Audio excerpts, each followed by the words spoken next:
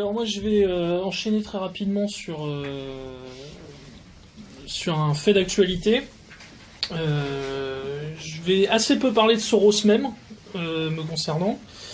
Je vais parler d'un certain nombre de personnages qui gravitent autour de lui, qui sont dans sa galaxie, ou qui ont des idées à peu près similaires aux siennes, bon, qui ne sont pas exactement, on va dire, des vassaux de l'Empire Soros, mais qui ont des activités qui ressemblent très étrangement aux siennes. Voilà. Alors, sur le fait d'actualité dont je voulais vous parler, c'est ce qui s'est passé il y a quelques jours aux États-Unis pendant la campagne des primaires. Vous avez dû tous voir ça, ces manifestations et ces mouvements anti-Trump lors de certains rassemblements du candidat potentiel du Parti républicain. Notamment, ça s'est passé à Chicago, à Dayton et à Cleveland. Des affrontements sans précédent dans cette campagne. La police va mettre plusieurs heures à faire revenir le calme à l'intérieur et autour du campus universitaire. Des dizaines d'arrestations dans les deux camps, des blessés même dans les rangs des forces de l'ordre. Et ce matin, une question: qui est responsable? Donald Trump accuse des agitateurs professionnels, mais même chez les républicains, c'est le candidat qui est pointé du doigt, accusé d'exacerber les tensions. C'est dans ces trois grandes villes qu'il y a eu surtout des heurts et des altercations entre les partisans de Donald Trump et un certain nombre de mouvements que je vais vous égrener ici, et vous allez voir en fait quel est le rapport avec notre conférence d'aujourd'hui. Un des mouvements en fait qui a été au cœur de ces manifestations anti-Trump s'appelle MoveOn, MoveOn.org. MoveOn en fait se présente officiellement comme soutien de Bernie Sanders. Je dis bien officiellement. MoveOn est connu en fait aux États-Unis, c'est sourcé très largement, c'est commenté, c'est connu, comme une vitrine d'activistes proches de Soros. Et Soros, c'est un secret de polichinelle, soutient Hillary Clinton. Alors vous allez me dire pourquoi MoveOn se présente comme soutien de Bernie Sanders, crée la polémique, va déstabiliser les rassemblements et les organisations de Donald Trump. Pourquoi ? Tout simplement parce qu'il y a un certain nombre d'études qui ont été faites et d'enquêtes qui ont été faites aux États-Unis. C'est que 80% des électeurs de Bernie Sanders, d'après certaines enquêtes et certains sondages, ont annoncé qu'en cas de duel Trump-Clinton, ils voteraient Trump. Donc en fait, MoveOn a été envoyé pour faire le coup de poing, parce que c'est clairement ça qui s'est passé, ça n'a pas été simplement des manifestations pacifiques et amicales en brandissant des pancartes, où on voyait d'ailleurs très clairement c'était volontaire, Support Bernie ou Future to Believe in, le fameux slogan de campagne de Bernie. Et en fait, derrière MoveOn, comme je vous le disais, donc il y a Soros, et le but c'est surtout qu'une cassure se fasse entre des électorats qui sont finalement assez proches, c'est-à-dire celui de Sanders et celui de Trump. Et MoveOn donc est mis en avant dans ce processus qui vise à provoquer et créer une fracture entre les partisans de Sanders et les partisans de Trump, qui ont pourtant énormément en commun, sur de nombreux points, y compris sur le plan sociologique. Le lièvre a quand même été élevé par un homme qui s'appelle Roger Stone, qui est un politologue, c'est un brillant enquêteur en fait du Parti républicain, qui a dit voilà, j'ai des désaccords avec Bernie Sanders, etc. On n'est pas du tout du même bord, mais c'est un homme respectable et je sais qu'en fait il n'est pas derrière ces organisations et ces protestations. C'est MoveOn, MoveOn c'est Soros.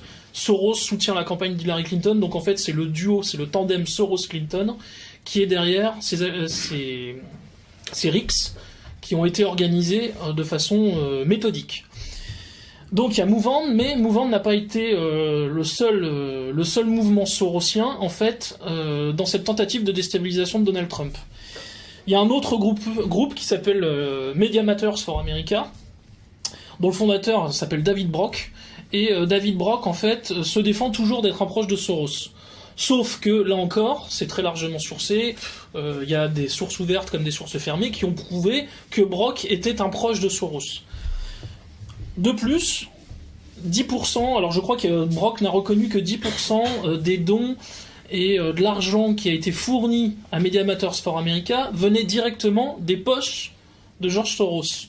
Sauf que d'autres organismes et d'autres fondations qui ont envoyé de l'argent à Media Matters for America, et je vais vous les citer. Ça s'appelle Tides Foundation, Ouais. voilà, Center for American Progress, MoveOn.org et Democracy Alliance, dont vous a parlé il y a quelques instants Thibaut. Sachant que le second rapport dont j'ai pas parlé tout à l'heure, qui a été fait contre Halliburton, a été fait par c'était une émanation du Tides Center de la Tides Foundation qui Voilà. a reçu le Tides Center a reçu 3 financements de Soros et la Tides Foundation a reçu aussi 3 financements de Soros. Donc voilà, il n'y a eu que 10% d'engagement financier direct de Soros pour Media Matters for America, mais si on défile la plotte, bah on retrouve encore le même principe que ce que vous avez évoqué tout à l'heure Thibaut, c'est-à-dire le principe de la toile d'araignée. C'est-à-dire que Soros fait agir ces différents organismes et ces différentes fondations pour organiser un mouvement, on va dire, de subversion, tout simplement. En fait, voilà, Soros est un spécialiste de la subversion. Donc derrière MoveOn, il y a un personnage qui s'appelle Ilya Sheyman également, qui est également un proche de Soros. Et enfin, il y a 2 autres mouvements. Un que vous avez sûrement vu ces derniers mois aux États-Unis, qui a participé notamment au... On peut parler démocratie, il n'y a pas d'autre mot, qui s'appelle Black Lives Matter. Et Black Lives Matter, en fait, c'est lié à toutes ces affaires, en fait, où on a dénoncé la violence policière aux États-Unis et qui a coûté la vie ou qui a grièvement blessé de nombreux Afro-Américains. Et Black Lives Matter est... Alors là, c'est pareil, il faut faire un certain nombre de recherches, recouper, etc. Un mouvement où, quand on arrive au bout du fil, c'est comme pour Welcome to Europe, on trouve George Soros. Donc en fait, il y en a déjà 2, donc comme je vous disais, Media Matters for America, MoveOn, dont eux, cet objectif, c'est sourcé, c'est certain, c'est sûr, c'est fiché, c'est classé. On a Soros, et on a un autre, dont, on va dire, un certain nombre de plus que de forts soupçons, ramène encore à Soros, qui est Black Lives Matter. Et enfin, le dernier, là, Soros s'est déjà exprimé dessus, il l'a déjà soutenu, c'est le National Partnership for New Americans, et alors ça c'est un partenariat, une fondation, en fait qui pousse les latinos à se naturaliser en urgence. Donc évidemment, un électorat qui sera plutôt hostile à Trump en raison des déclarations qu'il a faites notamment vis-à-vis du Mexique, vis-à-vis des Chicanos, et son fameux projet de mur le long de la frontière américano-mexicaine. Donc en fait, derrière la candidature Trump, c'est on va dire, c'est un réflexe de survie national populiste d'une partie du peuple américain, notamment de ce qu'on appelle les angry white male là-bas, l'homme blanc en colère, ou de ce qu'on appelle le radical center. Et il y a une partie du radical center, enfin du centre radical et du angry white male, qui peut établir des ponts et des passerelles avec l'électorat de Bernie Sanders. Notamment Sanders et Trump ont un point commun tous les deux, ils sont absolument hostiles et farouchement opposés au traité de libre-échange, au traité transpacifique et au traité transatlantique. Ils sont tous les deux totalement opposés. Et donc évidemment, c'est un élément majeur et un élément de motivation chez leurs électeurs respectifs. Bon, on va dire que les électeurs de Trump votent peut-être plus pour lui en raison de ses positions sur la question migratoire, et les électeurs de Sanders votent peut-être plus pour lui pour son opposition et son hostilité à Wall Street. Mais en tout cas, il y a un certain nombre de fils entre les deux, comme je vous disais, de ponts de passerelle, et c'est notamment cette opposition avec ces traités de libre-échange. Transcontinentaux. Et alors, par exemple, la signature du traité, alors à l'heure à laquelle on parle, la signature du traité transpacifique a eu lieu, pas la ratification au niveau des États, mais certaines études ont été faites, et la mise en place du traité transpacifique, si jamais il venait à être ratifié, coûterait l'équivalent de 400 000 emplois aux États-Unis. Donc c'est absolument colossal. Ajoutez à ça la possibilité de la mise en place d'un traité transatlantique, et je vous laisse imaginer en fait le massacre social que ça représente pour le travailleur aux États-Unis. Donc voilà, il est capital pour Soros en fait de faire capoter cette possible alliance, même si le mot n'est pas adéquat, n'est pas le plus approprié, mais en tout cas ce possible vase communicant entre Sanders et Trump dans le cas d'un duel Trump-Clinton, et notamment au niveau de leur électorat respectif. Voilà. Donc ça c'était pour faire un rebond qui me paraissait assez important sur l'actualité aujourd'hui. Le deuxième point que je voulais évoquer, c'est une doctrine onusienne qui est assez peu connue du grand public, mais qui a eu une importance capitale en fait depuis l'effondrement du bloc soviétique, depuis 89, mais qui n'a été on va dire coulée dans le marbre réellement que depuis 2005 au niveau de l'ONU, alors que des textes ont été rédigés et ont permis en fait de donner une justification juridique à cette doctrine. Et cette doctrine onusienne s'appelle la R2P. Je ne sais pas si ça vous dit quelque chose, si vous avez déjà entendu parler de ça. La R2P pour Responsibility to Protect. La responsabilité de protéger. Et en fait, cette doctrine onusienne est totalement inspirée d'une partie des gens qui entourent George Soros, mais pas uniquement. Parce que, en fait, c'est ce que j'avais dit à la radio pour ceux qui ont écouté l'émission sur les ONG et sur Méridien Zéro. Ce que j'ai dit, c'est que parfois, Soros nous cache aussi un certain nombre d'autres personnages qui sont très importants, voire aussi importants que lui, mais qui sont moins médiatiques ou qui s'affichent moins devant les écrans. Et en fait, cette R2P, cette Responsibility to Protect, donc cette doctrine onusienne, est basée sur 3 piliers. Donc je vais vous citer. Le premier pilier, c'est l'État a pour responsabilité première de protéger les populations, d'empêcher les crimes de guerre, génocide, crimes contre l'humanité et nettoyage ethnique. Deuxième pilier, la communauté internationale a pour responsabilité d'assister les États dans la réussite de cette mission. Troisième pilier, la communauté internationale doit utiliser les moyens diplomatiques et humanitaires et tout autre moyen pacifique pour protéger les populations de ces crimes. Si un État échoue à protéger ces populations, ou s'avère être le coupable des crimes, la communauté internationale doit être préparée à prendre des mesures fortes, ce qui inclut l'usage collectif de la force à travers le Conseil de sécurité de l'ONU. Donc en fait, vous n'en avez jamais entendu parler, mais vous l'avez vu tous les jours depuis 89, quoi. Enfin, surtout depuis 91. Petite précision, c'est que Soros, sur son site, précise qu'il est partenaire et soutient depuis longtemps de la Cour pénale internationale. Enfin, de l'Open Society. Alors en fait, la R2P, donc la Responsibility to Protect, a une particularité, c'est qu'elle tend à se dissocier du droit d'intervenir, ce qu'on appelle, enfin le sigle, l'acronyme c'est IH, pour intervention humanitaire. Et justement, en fait,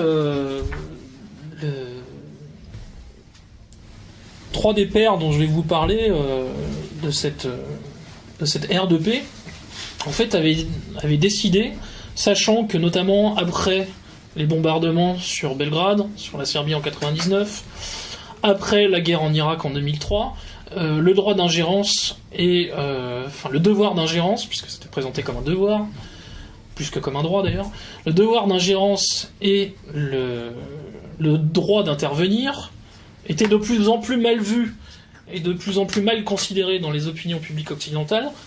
Il fallait trouver une expression qui permette de faire pièce à ce qu'on appelait right to intervene, donc droit d'intervenir, et donc c'est là qu'ils ont trouvé responsibility to protect. Alors eux visent à expliquer, enfin tentent d'expliquer qu'il y a une vraie différence entre les deux systèmes. Sauf que on se rend compte très régulièrement que la R2P n'est qu'un droit d'intervenir déguisé, un droit d'intervention déguisé. Alors il y a un continuum d'obligations dans les textes qui oblige donc la responsabilité d'empêcher ou de prévenir, comme je disais, donc en abordant, en nommant la racine des causes d'un conflit antérieur. Alors l'ICISS, alors ça je vais vous en dire un mot, c'est l'International Commission on Intervention and State Sovereignty, donc la Commission internationale sur l'intervention et la souveraineté des États. Et il y a 3 personnages vraiment fondamentaux autour de cette ICISS, qui s'appelle Gareth Evans, qui est un ancien Premier ministre australien dont je vous parlais tout à l'heure, Mohamed Sanoun, qui est un diplomate algérien, et enfin un ancien leader du Parti libéral au Canada, qui s'appelle Michael Ignatieff. Donc ils expliquent donc qu'il y a un continuum d'obligations qui se déroule en 3 temps, la responsabilité d'empêcher ou de prévenir, donc en abordant, comme je vous le disais, ou en nommant la racine des causes d'un conflit antérieur. La deuxième, c'est la responsabilité de réagir, en répondant aux situations impérieuses avec des mesures appropriées qui peuvent inclure des sanctions, des poursuites ou une intervention militaire. Et enfin, le troisième point, qui ne mange pas de pain, la responsabilité de reconstruire. Donc quand vous avez réussi, vous mettez des guillemets, votre intervention militaire, vous avez l'obligation de reconstruire. Donc en fournissant une pleine assistance pour permettre la guérison du pays. Alors l'expression en anglais exact, je crois que j'ai récupéré le texte sur le site de l'ONU, je crois que c'est recovery. Bon, recovery, ça ressemble aussi un peu à guérison, on peut le traduire par guérison. La guérison du pays, sa reconstruction et alors la phase de réconciliation. Et donc ce continuum d'obligations peut être vu comme une façon, est un garde-fou, comme je vous disais, comme les fameux 3 piliers dont je vous parlais tout à l'heure, est un garde-fou pour empêcher prétendument des aventures militaires et guerrières unilatérales. Sauf que, un exemple très emblématique où la R2P a été évoqué, c'est la Libye. Voilà, la Libye le pays, on se comprend, qui était un alibi. Voilà. Donc la Libye est une opération type R2P classique. Obama est un fondu de la R2P, avec un autre personnage, je sais pas, comme mon intervention est peut-être un peu longue, je sais pas si j'aurai trop le temps de vous en parler, mais d'une femme qui s'appelle Samantha Power. Je sais pas si ça vous dit quelque chose, c'est l'ambassadrice de l'ONU, l'ambassadrice des États-Unis à l'ONU. Alors, lors de la conférence sur le Tavistock, je vous avais parlé de son époux, pour ceux qui avaient vu la conférence sur Tavistock, qui s'appelle Cass Sunstein, qui est un professeur de Harvard. C'est lui qui a théorisé ce qu'on appelle le paternalisme libéral et la thèse du nudge, voilà, le coup de pouce. Et son épouse, elle, donc, est ambassadrice des États-Unis à l'ONU, et c'est une fanatique de la R2P, et elle a d'ailleurs contribué en fait avec un ancien entrepreneur qui s'appelle Gregory Sicard à fonder un centre qui s'appelle le Centre Car, et elle a fondé ça à l'époque, notamment je crois avec Rafik Hariri, le richissime milliardaire libanais qui a perdu la vie dans des circonstances troublantes. Voilà. La R2P, donc, évidemment, a pour but, comme je vous le disais, de se draper dans une forme de vertu qui aurait disparu depuis les interventions occidentales, en fait, qui ont suivi l'effondrement du bloc soviétique.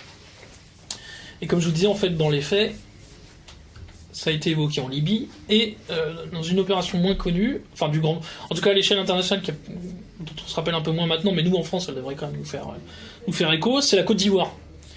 Le renversement de Gbagbo, et notamment son envoi vers la Cour pénale internationale, est caché par la R2P. C'est-à-dire que la France, qui officiellement intervenait, mais de façon plus ou moins officieuse, etc., en fait avait fait intervenir la force Licorne pour aller déloger Laurent Gbagbo au profit du sympathique candidat du FMI Alassane Ouattara. Marié à Neuilly par Sarkozy. Voilà, marié à Neuilly par Sarkozy. Sur Ouattara, faut savoir qu'aussi il est bien pote avec Soros. J'étais tombé sur un article, quand Ouattara allait voir Soros aux États-Unis, c'était Ouattara est reçu par George Soros. C'est-à-dire que c'est le président d'un pays qui est reçu par un mec qui est président de rien du tout. De la hiérarchie. Voilà. Donc, comme vous le voyez, en fait, c'est juste on pourrait qualifier ça comme ça, c'est une manœuvre habile qui consiste, en fait, à masquer le droit d'intervention, le devoir d'ingérence, qui, comme je vous le disais, n'avait plus l'assentiment d'une grande partie des populations occidentales. Donc il a fallu masquer ça, cacher ça par cette espèce de rhétorique, cette phraséologie autour de la responsabilité pour protéger. Et alors je vais vous citer Gareth Evans, donc, qui est un des pères de cette R2P, donc, qui est, comme je vous le disais, ancien Premier ministre d'Australie. Il a été membre de l'International Crisis Group. Voilà. C'est très endogame, tout ça. C'est très très endogame. Il y a aussi Ghassan Salamé, vous le savez, le père de Léa. Le père de Léa.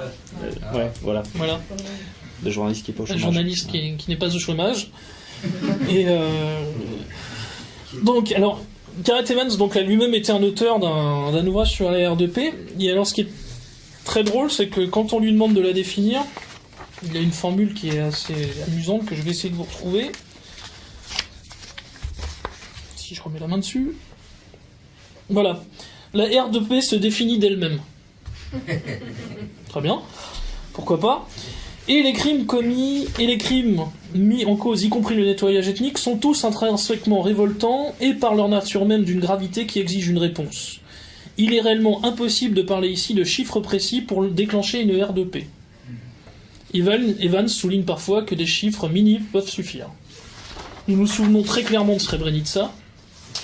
Alors pour Srebrenica, pour ceux qui veulent s'approcher un peu plus de la vérité et sortir du média mensonge, je les renvoie aux travaux de John Lowland, pour ceux qui connaissent, donc sur les médias mensonges de Srebrenica.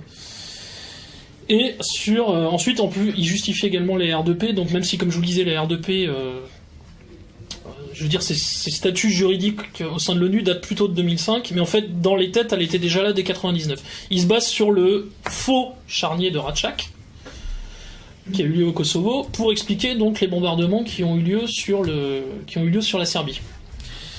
Et alors, petite chose intéressante, c'est que ce personnage, Gareth Evans, donc, avait des liens avec les dirigeants indonésiens, au moment en fait où l'Indonésie a envahi et a occupé le Timor oriental et a fait plus de 200 000 victimes. Je crois que c'est pratiquement un quart de la population qui y est passée. Donc pour mettre la main, là aussi, c'était sur les énergies fossiles qui étaient présentes au Timor. Et Gareth Evans avait donc des rapports très courtois à l'époque, avec une partie des gens qui vivaient donc en Indonésie, enfin les dirigeants indonésiens de l'époque. Voilà. Alors je vais quand même vous donner certaines citations de personnages pro-R2P. Donc il y a Anne-Marie Slaughter de l'université de Princeton qui nous explique donc la R2P est le plus important bouleversement dans notre conception de la souveraineté depuis le traité de Westphalie en 1648. Ok. Alors on a ensuite Louise Arbour de l'International Crisis Group. La R2P est la doctrine la plus importante et la plus imaginative, sans déconner, qui est émergée sur la scène internationale depuis des décennies. Alors on a quand même des gens qui visiblement ont conservé un minimum d'esprit critique et n'ont pas sombré dans la démence. C'est Vitaly Chourkin et Li Baodong, en fait, qui étaient les ambassadeurs respectifs de la Russie et de la Chine à l'ONU, notamment pendant la crise syrienne. Parce qu'on a voulu évoquer aussi la R2P pour la crise syrienne, mais les vétos chinois et russes l'ont empêché. Alors, en fait, les Russes et Chinois contestent une grande partie de la logique de la R2P au nom de la défense du principe de la souveraineté, évidemment, de l'intégrité territoriale et surtout de la non-ingérence dans les affaires intérieures du pays. C'est-à-dire pour empêcher finalement une forme d'anarchie internationale, tout simplement. Et d'assister, de continuer à assister aux drames auxquels les drames auxquels on a pu être témoin ces dernières années, que ce soit en Libye, en Côte d'Ivoire comme je le disais, et dans d'autres pays où la R2P a été évoquée, où l'esprit de la R2P, on va dire, où la philosophie de la R2P flottait. Voilà. Alors, comme ces gens quand même sont des petits malins, l'ICISS dont je vous parlais tout à l'heure, donc cette fameuse conférence internationale donc sur les interventions et la souveraineté des États, explique que l'intervention militaire doit être une mesure exceptionnelle et extraordinaire. Et ils expliquent qu'elle doit remplir systématiquement 5 critères pour pouvoir être déclenchée. Enfin, pour que cette intervention militaire soit déclenchée, il faut qu'elle remplisse systématiquement 5 faits. Donc une cause juste, un danger sérieux et irréparable pour des êtres humains. Pour l'anecdote, tiens d'ailleurs, Just Cause, c'était le nom de l'opération que les Américains ont menée contre le Panama en 89 pour renverser Noriega. Et en fait, au même moment où les caméras du monde entier filmaient le faux charnier de Timișoara en Roumanie, donc pour montrer le vampire Ceausescu, les Américains étaient réellement en train de bombarder des quartiers de Panama City où il y a eu des milliers de victimes. Et l'opération avait été appelée Juste Cause à l'époque. Ça, c'est pour l'anecdote. Ensuite, l'intention doit être noble. D'accord ? L'action militaire est là pour empêcher des souffrances humaines. Bon, très bien. Troisième point, ça doit être le dernier recours, mais il y a un gros bémol quand même, hein, et celui-là, il change tout. Il suffit qu'il y ait des motifs raisonnables de croire que seule l'action militaire puisse éviter une tragédie. Oui, donc ça rend tout le reste nul et non avenu, finalement. Alors, quatrième point, des perspectives raisonnables, il faut s'assurer que l'intervention militaire n'aura pas des conséquences qui s'avéreront encore pires que l'attentisme. Confère la Libye. Enfin, l'autorité du droit. Il faut avoir le feu vert du Conseil de sécurité de l'ONU. Ouais. Alors malheureusement, ça a été le cas pour la Libye, puisqu'il n'y a eu qu'une abstention, je crois que c'était les Russes et les Chinois qui s'étaient abstenus. Alors, à leur décharge, à la base, c'était une no-fly zone qui avait été votée à l'ONU, c'est-à-dire un corridor aérien de protection.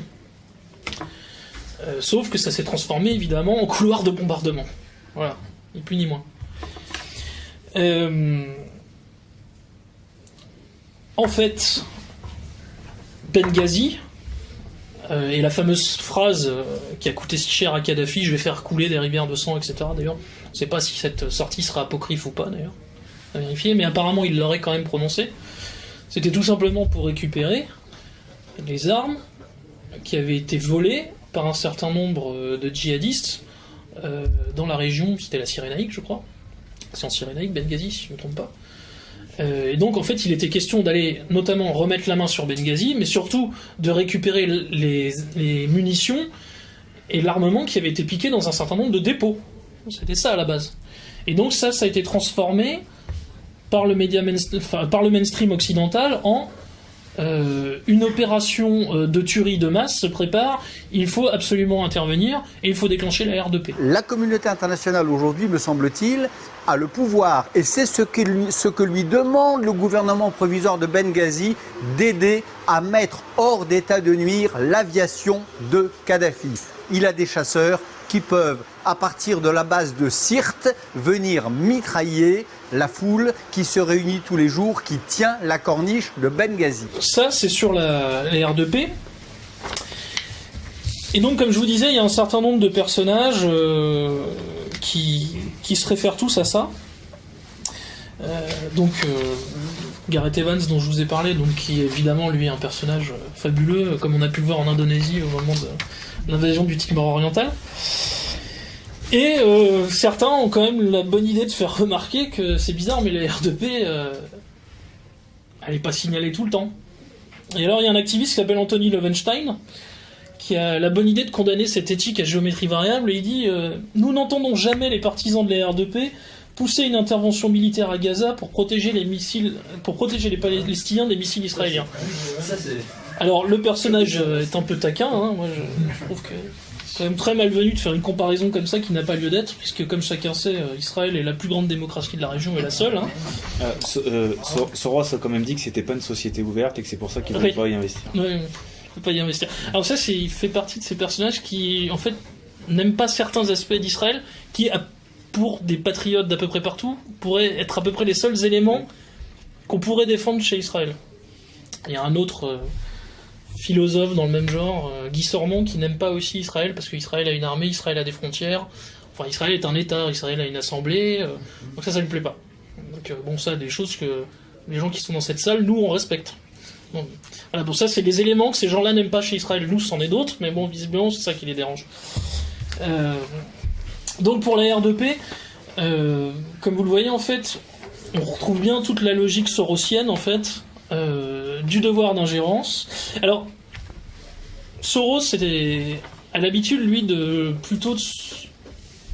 se présenter comme un adepte du soft power. C'est-à-dire soit de l'infoguerre ou de la guerre subversive. C'est comme des gens comme Gene Sharp, etc. Mais si par moment un petit coup de pouce militaire est nécessaire, ne nous privons pas. Et alors des gens comme Gareth Evans ou cet autre personnage là, Mikhail Ignatieff, donc du Parti libéral du Canada, eux ont un peu moins d'hésitation devant caméra en disant oui, effectivement, si c'est nécessaire, si c'est pour le bien commun, si c'est pour la démocratie, la défense des droits de l'homme, n'hésitons pas un instant. Voilà. Bon, Soros, lui, comme je disais, est plutôt dans la logique autour d'un des pères, en fait, fondateurs du soft power, qui est Joseph Nye. Il se réfère plutôt à Joseph Nye, en fait, pour mettre en place ces systèmes de regime change. Changement de régime, parce que c'est l'expression qu'ils utilisent, regime change. Donc, évidemment, la R2P est, on va dire, le rejeton monstrueux de l'intervention humanitaire post-guerre d'Irak 2003. Comme je disais, le wilsonisme beauté en fait de W. Bush et de Cheney en 2003 avait tellement révulsé les populations qu'il fallait absolument trouver un système pour rendre des interventions militaires futures acceptables acceptables pour une partie de la population. Et donc on reprenait plutôt le modèle qui avait plutôt bien fonctionné avec le bombardement de la Serbie pour protéger les populations albanophones du Kosovo pour les opérations futures, comme je vous le disais, notamment pour la Côte d'Ivoire. Puis alors évidemment l'opération R2P par excellence, comme je vous le disais, la Libye. Voilà. L'autre point que je voulais aborder avec vous, c'est un peu dans la même logique. C'est une doctrine, alors là aussi, qui en fait est très importante en fait dans les cercles oligarchiques, dans certains cénacles atlantistes, qui s'appelle la doctrine du nouveau libéral impérialisme. Je ne sais pas si ça vous parle un tout petit peu. Non. En fait, bon, il y a quelques figures un peu emblématiques autour de ce nouveau libéral impérialisme, ce nouvel libéral impérialisme. C'est des gens comme Barroso, donc l'ancien président de la Commission européenne, un ancien dirigeant italien qui s'appelle Giuliano Amato. On a un personnage qui est très important dont je vais vous parler, je vais vous lire certaines de ses citations, de ses déclarations, qui s'appelle Robert Cooper, qui est un ancien diplomate, il a une soixantaine d'années. C'est un ancien diplomate de carrière anglais, il a travaillé pour la Banque d'Angleterre. Et il s'est glissé en fait aux commandes de la politique étrangère et militaire de l'Union européenne en occupant à partir de 2002 le poste de conseiller principal de Javier Solana. Il a été le haut représentant pour la politique, qui était le haut représentant pour les politiques étrangères et de sécurité commune, le fameux PESC. Et donc ce Robert Cooper, avec un autre personnage donc, qui s'appelle Jan Zielonka, qui est un académicien d'Oxford, tous ces personnages en fait ont théorisé ce qu'ils appellent le nouveau libéral impérialisme. Et alors qu'est-ce que c'est que ce libéral impérialisme ? C'est une thèse en fait qui consiste à dire, là encore, que l'ordre issu de Westphalie est caduc. Il est obsolète, il est nul et non avenu aujourd'hui, et il faut aller outre. Il faut le transcender, il faut le transfigurer. Alors qu'est-ce que c'est que l'ordre de Westphalie ? Pour faire simple, c'est l'État-nation devient le fondement exclusif du droit international, c'est l'intangibilité des frontières, au nom du principe justement de souveraineté nationale, le tout éclairé par le principe helléno-chrétien de l'agapé, c'est-à-dire qu'on n'entre pas dans la vengeance, mais dans le pardon mutuel quand une guerre se termine, et on se débarrasse, on évite le remboursement de dettes illégitimes. Et enfin, le quatrième point, très souvent, c'est refonder une structure financière internationale accompagnée d'annulation de dettes souveraines, ou au moins une restructuration, voire une répudiation. Cette doctrine du libéral impérialisme va en finir avec ces principes westphaliens en fait. Alors pour Cooper, donc qui est le principal personnage en fait de ce théoricien de ce libéral impérialisme, pour lui 89 marque la fin d'un système d'État datant de la guerre de 30 ans. Au début de l'humanité, dit-il, l'ordre international était garanti par l'hégémonie d'une puissance, c'est-à-dire un système impérial garantissant l'ordre et la loi, s'opposant aux barbares et le chaos. Jugeant les empires trop statiques, l'Europe inventa ensuite des petits États. La compétition entre ces États fut source de progrès, bien que le système fût constamment menacé de voir s'installer l'hégémonie du plus fort des États modernes. D'abord l'Espagne, ensuite la France et enfin l'Allemagne. Cooper fait l'impasse, alors ça c'est le journaliste qui s'appelle Karel Verheuken qui fait ce commentaire. Cooper fait l'impasse sur la réalité historique de la révolution que fut le traité donc, de Westphalie en 1648, mettant fin à la guerre de 30 ans, en particulier grâce à l'action du cardinal Mazarin. Mais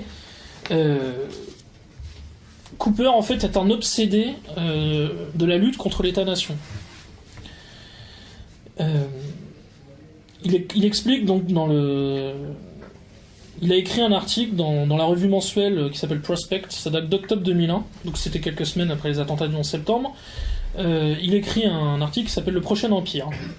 Il explique que toutes les conditions sont réunies pour un nouvel impérialisme. Car selon lui, l'État-nation est une invention récente, et la non-existence d'un empire était historiquement sans précédent, ce qui pose la question de la durabilité de cet État. Il y a des raisons théoriques et pratiques pour penser que ce n'est pas le cas. Cooper déballe ensuite sa conception de l'Europe, et il est fondé, et il précise, le rêve d'un État européen est une relique d'un autre âge. Il est fondé sur l'idée que les États-nations sont fondamentalement dangereux et que la seule façon de mater l'anarchie des nations, c'est d'imposer une hégémonie sur l'ensemble. Cependant, si l'État-nation est un problème, un super-État n'est certainement pas la solution. Alors lui, ce qu'il propose, c'est ce qu'il appelle l'État postmoderne. Et l'État postmoderne, qu'est-ce que c'est ? C'est l'Union européenne. C'est comme ça qu'il le présente. Alors l'Union européenne est devenue un système hautement développé d'interférences mutuelles. Alors en fait, tout est là. C'est dans cette logique d'interférence mutuelle. L'Union européenne est devenue un système hautement développé d'interférence mutuelle dans les affaires domestiques des uns et des autres, jusqu'au niveau du type de bière et de saucisse. Le traité constitutionnel qui obligera les États membres, alors ça c'était à l'époque, donc c'était avant le traité de Lisbonne, qui obligera les États membres d'indiquer l'emplacement de leurs armes lourdes et autoriser leur inspection, soumet aux contraintes internationales des domaines qui sont au cœur même de la souveraineté. Il est important de rendre compte de quelle révolution extraordinaire il s'agit. C'est le reflet de l'âge nucléaire où, pour se défendre, il fallait être prêt à se détruire. Les intérêts partagés des pays européens dans l'évitement d'une catastrophe nucléaire se sont montrés suffisants pour surmonter une logique stratégique normale de méfiance. La vulnérabilité mutuelle est devenue la transparence mutuelle. Et il précise que ce qui caractérise le monde postmoderne et l'État postmoderne, c'est la disparition de la séparation entre affaires domestiques et étrangères, l'interférence mutuelle dans les affaires domestiques traditionnelles et la surveillance mutuelle, le rejet de la force comme moyen de résoudre les conflits et la codification de règles de comportement auto-imposées, une absence croissante de la raison d'être des frontières qui résulte aussi bien du rôle changeant de l'État que de l'existence des missiles, des voitures et des satellites, la sécurité fondée sur la transparence, l'ouverture mutuelle et l'interdépendance, et la vulnérabilité mutuelle. Donc en fait, vous voyez, on est dans une logique évidemment postmoderne. Cooper, en fait, tente de nous expliquer que les États-nations doivent être dépassés, puisqu'ils ne répondent plus aux logiques actuelles, et que ce principe d'interférence mutuelle est donc le plus efficace, et sera le plus efficient pour faire face aux menaces futures ou aux dangers futurs, voire à l'ensemble des défis. Mais, par moment, Cooper a des petites bouffées comme ça, et il nous explique quand même que la Terre étant couverte encore d'états prémodernes, ce qu'il appelle lui des états prémodernes, il explique notamment la Somalie et l'Afghanistan sont des états prémodernes, du fait de leur absence de structure, d'institutions, etc. Et il explique: nous avons besoin d'une nouvelle sorte d'impérialisme, un impérialisme acceptable pour le monde des droits de l'homme et des valeurs cosmopolites. Il doit être capable de nous apporter l'ordre et l'organisation, mais qui reste fondé sur un principe volontaire. Donc c'est-à-dire que sa logique de non-intervention, par exemple, sur le plan militaire, ne vaut pas lorsqu'il s'agit d'états prémodernes, qu'il qualifie d'états prémodernes. Et évidemment, comme je vous l'ai expliqué, du principe de l'interférence mutuelle et de ce sentiment qui doit être développé de vulnérabilité mutuelle, tout doit être interconnecté, interdépendant et interchangeable. Une société ouverte. Une société ouverte. Une société purement ouverte. Alors il explique que pour réussir ce défi, donc, il faut s'appuyer sur un certain nombre d'organisations, notamment pour aider les États prémodernes, où là on rentre, alors pour aider les États prémodernes, on rentre dans la vieille logique impériale telle qu'elle était assumée avant, par exemple par les Britanniques au XIXe siècle. Voilà. Donc là il explique qu'il faut s'appuyer sur le FMI, l'ONU, l'OSCE, enfin voilà, tout un ensemble en gros d'organisations internationales et mondialistes qui permettront de faire sortir de l'âge de pierre ces États-là et en fait de leur montrer le chemin radieux de l'État postmoderne comme nous on peut le connaître aujourd'hui avec l'Union européenne. Elle explique que l'UE postmoderne offre, alors ça c'est encore une citation, offre une vision d'un empire coopératif, une liberté et sécurité communes sans la domination ethnique et l'absolutisme centralisateur dont souffraient les empires du passé, mais aussi sans l'exclusivité ethnique qui est la marque de l'État-nation. Inapproprié dans une région sans frontières et inapplicable dans une région telle que les Balkans par exemple. Un empire coopératif peut être le cadre politique qui convient le mieux à la substance altérée de l'État postmoderne. Voilà. Donc ça c'est les visions de ce brave monsieur qui est Robert Cooper. Et il est suivi donc par des gens aussi célèbres que Tony Blair, qui expliquait que les attentats du 11 septembre avaient cristallisé ses doutes sur la sagesse du traité de Westphalie de 1648. Donc voilà, ça avait cristallisé ses doutes. Et on a des gens comme Solana, donc je vous disais, avec lequel il a travaillé et qu'il a collaboré de façon étroite. Solana nous explique que humanité et démocratie sont deux principes qui ne sont pas pris en compte par leur westphalien initial. Tiens donc. Alors comme je vous disais, quand même, un des principes fondateurs, même s'il n'est pas écrit du traité de Westphalie, c'est le principe helléno-chrétien d'Agapé, qui justement met ça au cœur, enfin met ça au centre du principe et de l'idée. Enfin, la souveraineté finalement est le principe des principes qui recouvre tous les autres, il les surplombe finalement. Et donc Solana lui écrivait qu'humanité et démocratie, donc comme je vous le disais, sont deux principes qui ne sont pas pris en compte dans leur westphalien initial, en ajoutant que le système de Westphalie avait ses limites, parce que le principe de la souveraineté parce qu'avec le principe de la souveraineté est venue la rivalité entre États et non leur communauté, l'exclusion et non l'intégration. C'est vrai qu'on voit absolument pas de tension aujourd'hui dans un État postmoderne comme l'Union européenne, entre Grecs et Allemands par exemple. Il n'y a absolument pas de tension, ça se voit, ou entre les pays du groupe de Visegrad et l'Allemagne, ou entre une partie de l'Europe scandinave et une partie de l'Europe du Sud. C'est vrai qu'on voit absolument pas de tension grâce à cet État postmoderne qu'est l'Union européenne. C'est pour reprendre Soros, mais sur la répartition des migrants d'ailleurs. Voilà, exactement. Alors il y a un autre personnage qu'on peut évoquer brièvement aussi, qui est d'ailleurs qui appartient à ce petit groupe. Et alors là, c'est là que vous allez voir le pont donc avec George Soros.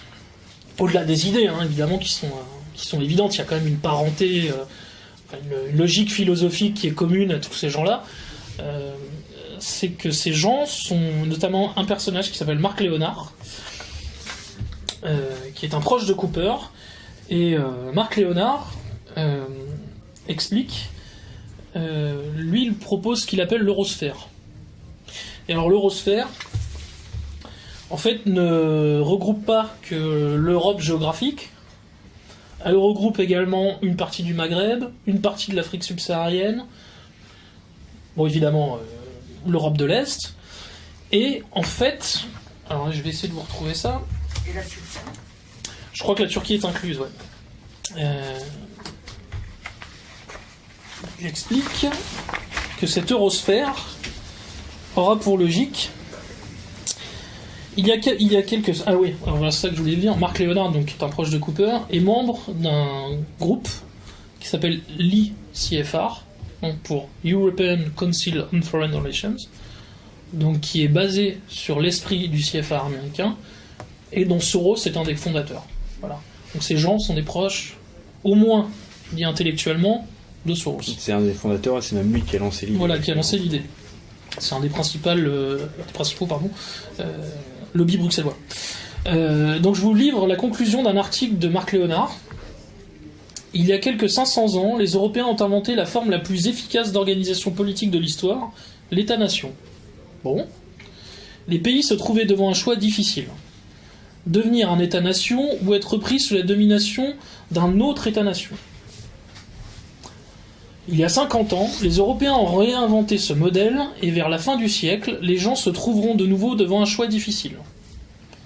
Joindre l'UE ou créer son propre club régional de pays, partageant les mêmes principes de la paix, de l'interférence mutuelle, une nouvelle fois, et du respect de la loi. Cet effet de domino au niveau régional redéfinit le sens du pouvoir. Au fur et à mesure que ce processus se développe, Je pense que le 21e siècle sera vu comme un nouveau siècle européen. Alors il a écrit un article, enfin je crois que c'était un article qui s'appelle Pour un nouveau siècle européen, qui visait justement à répondre au Project for a New American Century des néoconservateurs US. Voilà, donc au fur et à mesure que ce processus se développe, je pense que le 21e siècle sera vu comme un nouveau siècle européen. Non parce que l'UE contrôlera le monde, mais parce que la façon européenne, donc la leur, pas la nôtre, mais parce que la façon européenne de faire les choses deviendra la façon de faire de la Terre entière. Voilà. Et je vais en terminer là.